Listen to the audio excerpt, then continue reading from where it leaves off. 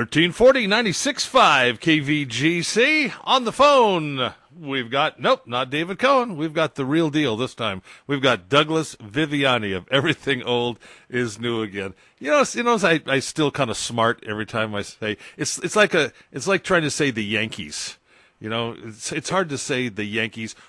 Would you wear a Yankee hat if someone gave it to you?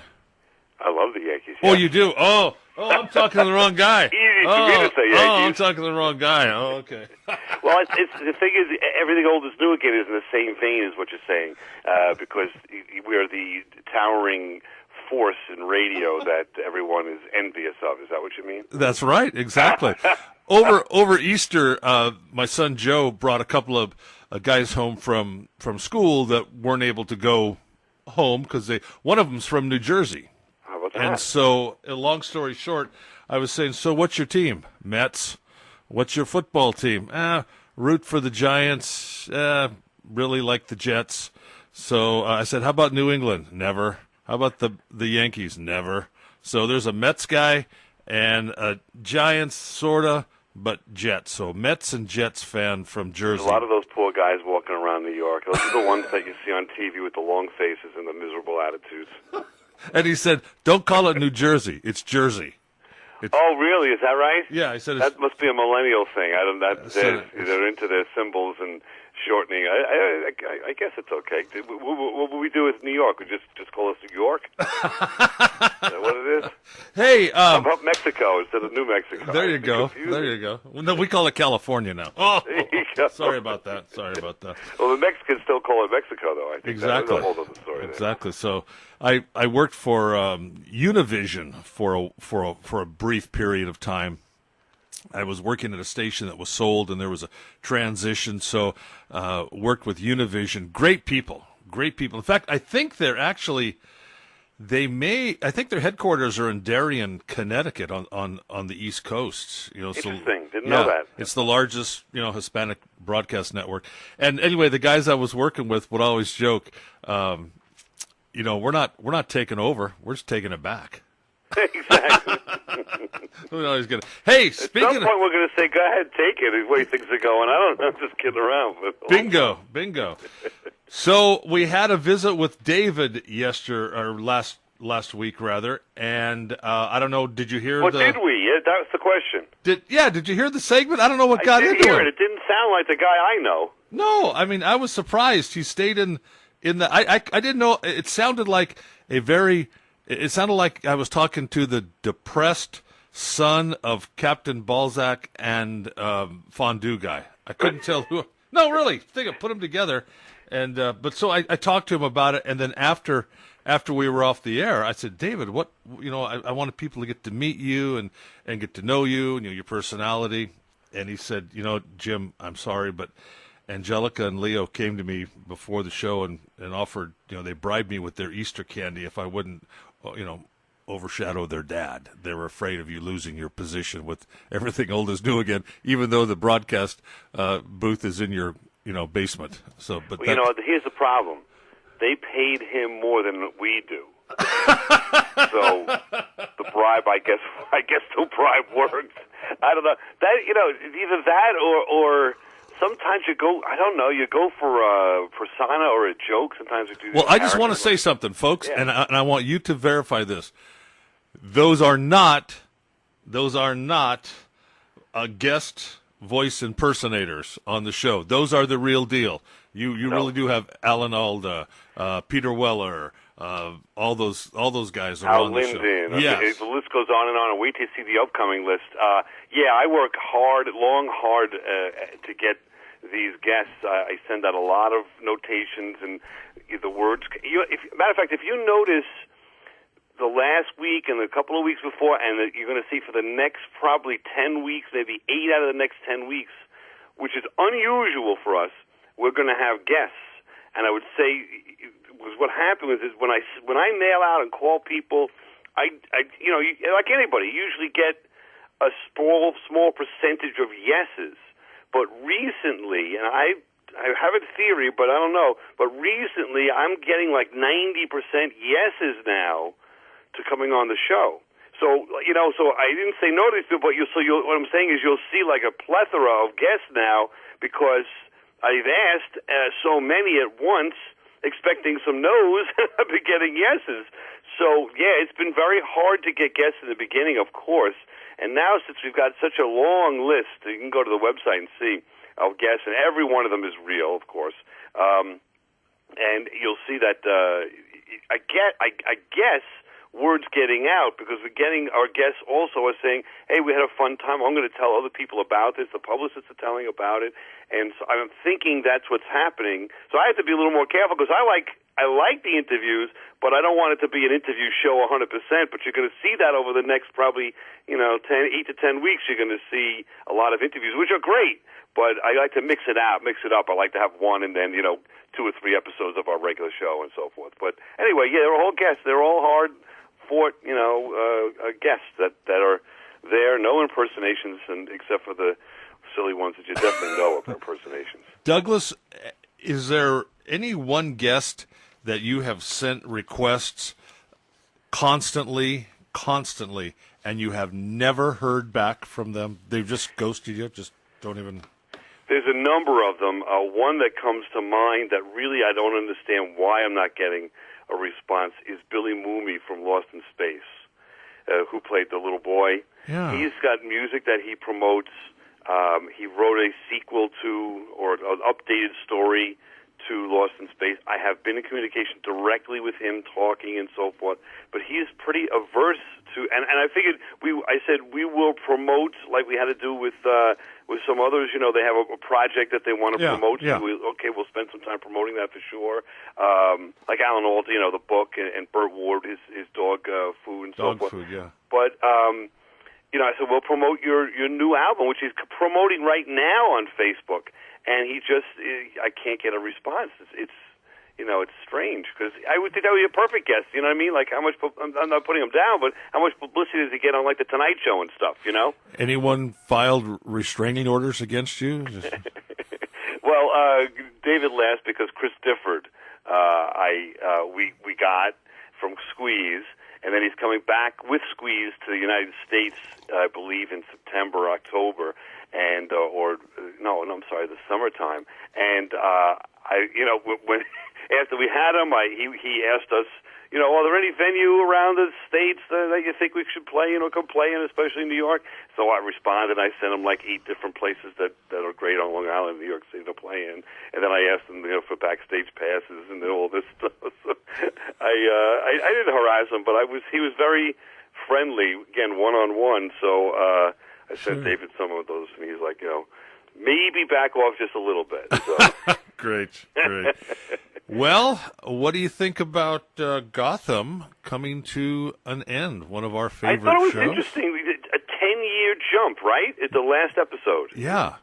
And then, was that a different actress for Catwoman? I think it was.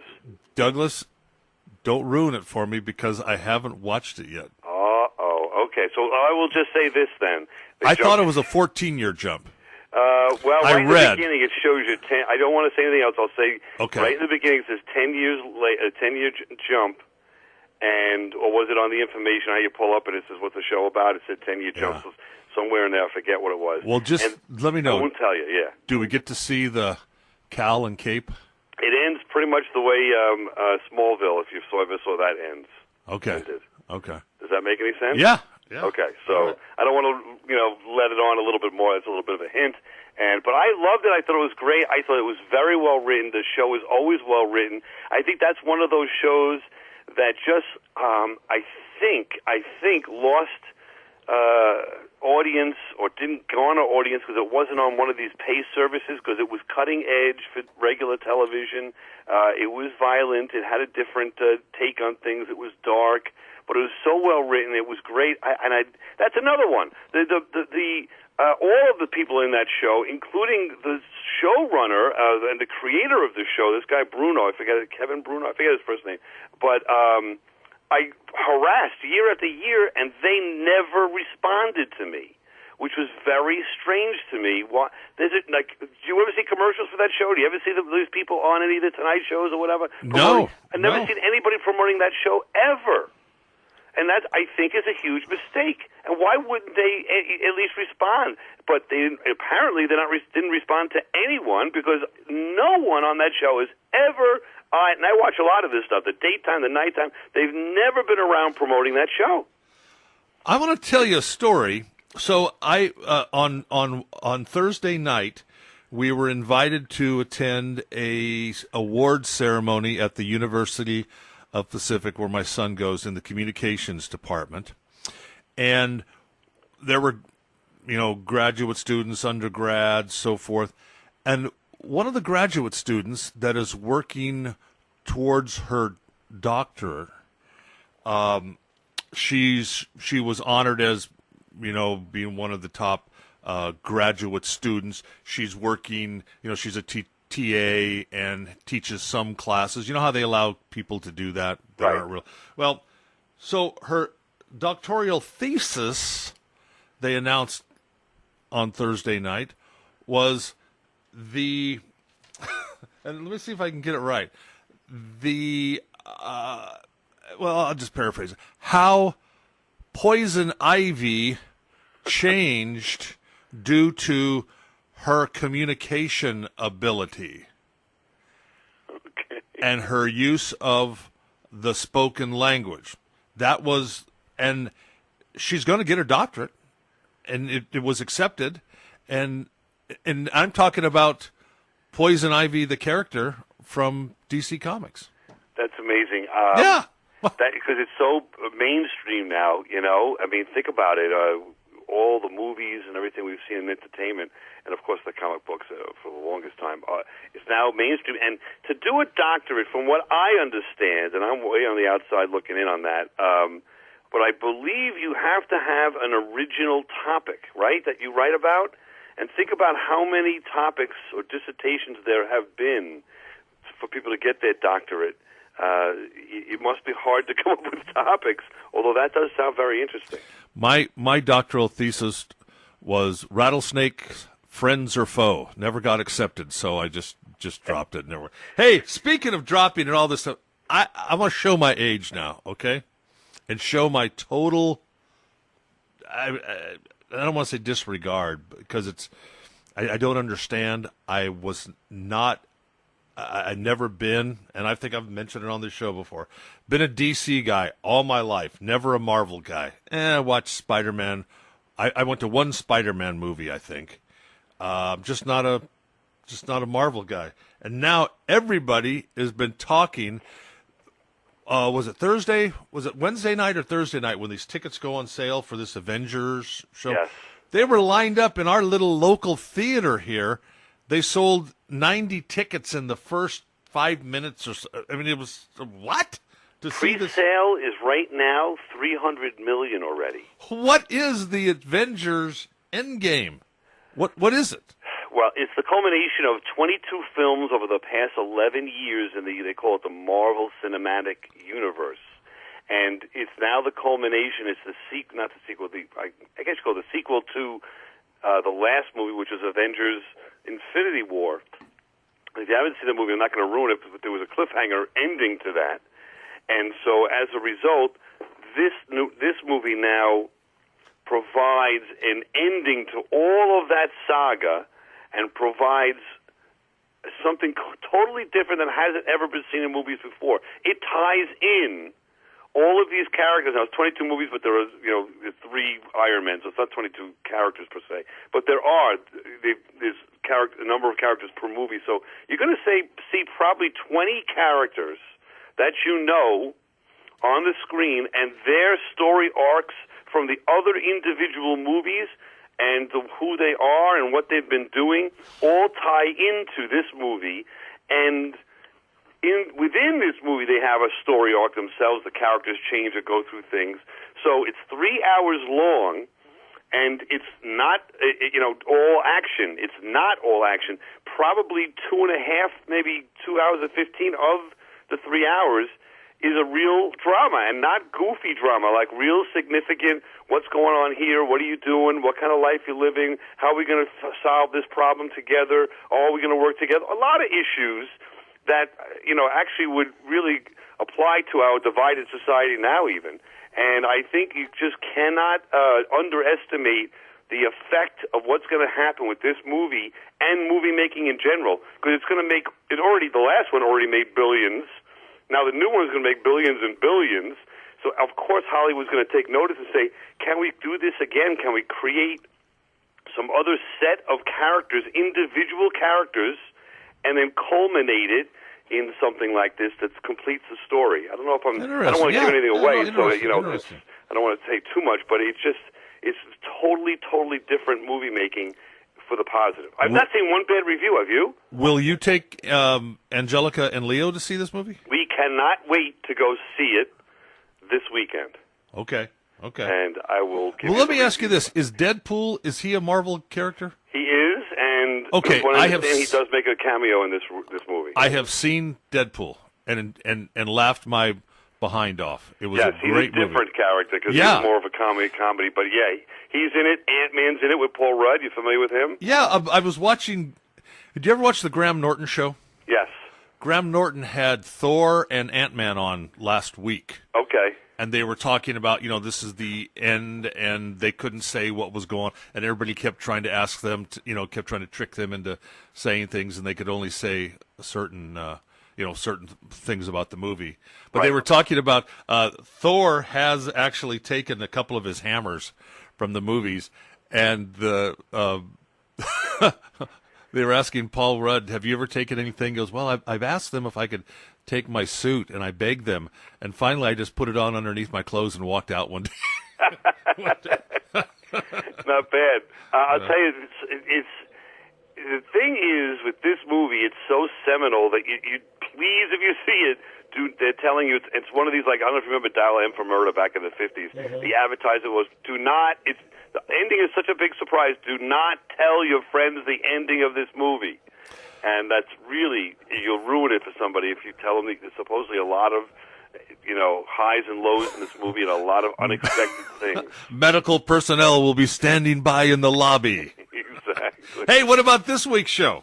Well, this week we have another guest, as we were talking about, coming off of the heels of two shows with the Godfather, Johnny Russo, which, by the way, maybe was the last movie that got these rave reviews that the Avengers Endgame is getting. And we, in our show, you always hear, most of the time you'll hear a Star Trek reference pop up. Finally, we have an episode of Everything Old is New Again where it is no Star Trek reference, because the entire show is talking about Star Trek. In fact, we're talking about Star Trek Voyager, and more specifically, we've upgraded our computer in the studio, and we're now able to access the Star Trek Voyager EMH, the Emergency Medical Hologram. Are you familiar with that? Yeah. Any idea what I'm talking about? If you do, you know that we have Robert Picardo, the doctor on Voyager, on the show this weekend. Did you ask him about his stint on China Beach at all? I sure did. Okay. Talked to him, because you know what? Here's the thing. It's been, I think, how many years? I think it's 20 years since Voyager went off. So, thereabouts. And he's done other things. And he's been on the Goldbergs. Did you see him on that episode? Yeah. Not the Goldbergs, Schooled, I'm sorry. Right. And so these people, it's only fair. They did Voyager, but we're not going to talk about Star Trek exclusively.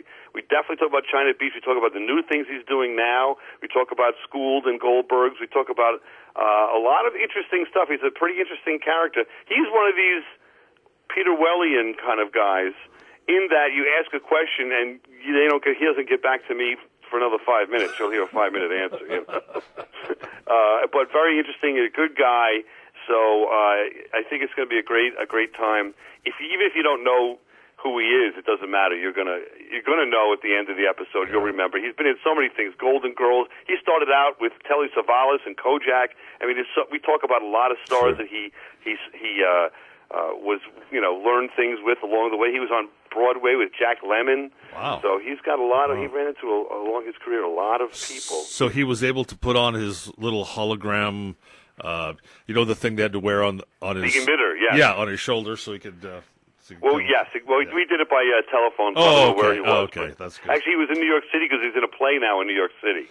Trying to get back to doing that. So if you know who he is, you're going to be very excited. If you don't know who he is, you should just be excited because honestly, he's a great guest and he's got a lot to say, which I think is relevant to anyone. Because if you know Jack Lemmon, if you know Telly Savalas and the Golden Girls he was on, and I don't know, it just goes on and on. He's got so many stories. It's great. Let's run back to Gotham for just 30 seconds because we have to wrap it up here. Yes. I think talking to the young man that played the Bruce Wayne character would be very interesting to talk to. And you know what question I would ask him? What pressure were you under playing such an iconic character as Bruce Wayne as a young man growing up? And what a privilege in some ways, or did he take it this way, to not be under really the shadow of the Batman character, because he was never the Batman character, really. No. We'll say that never in quotes right now. So he had the ability to kind of create himself, although he had to be brooding or at least become brooding, right? The kind of a thing. Yeah. So it is a challenge. I think he did a great job, that guy. What do you think? Try to get the Riddler and the Penguin. I have tried. I will, now that the show's over, I don't know if the odds go up or down, but I'm going to, they're promoting the next thing or looking for the next thing. A lot of times that's what happens too. Like they're high on their career in this show, and then all of a sudden there's nothing going on, so maybe they'll take a... And speaking of crossovers, Lee, the woman that plays Lee... Yes, the doctor. The doctor, she was Deadpool's girlfriend. And in real life, she's the girlfriend of Commissioner Gordon. Are you kidding me? No, not kidding. How about that? Man, you just tied it all up in a bow right there. Wow. Tonight at 6 o'clock, tomorrow night at 6 o'clock, Douglas Viviani and our good buddy David Cohen host Everything Old is New Again. Again, the show that examines each week our pop culture, where it came from, and why it's still popular. These are two guys definitely making radio fun again. Douglas, we'll talk with you next week. Sounds great. I'll let you know how Leo likes, the Avengers.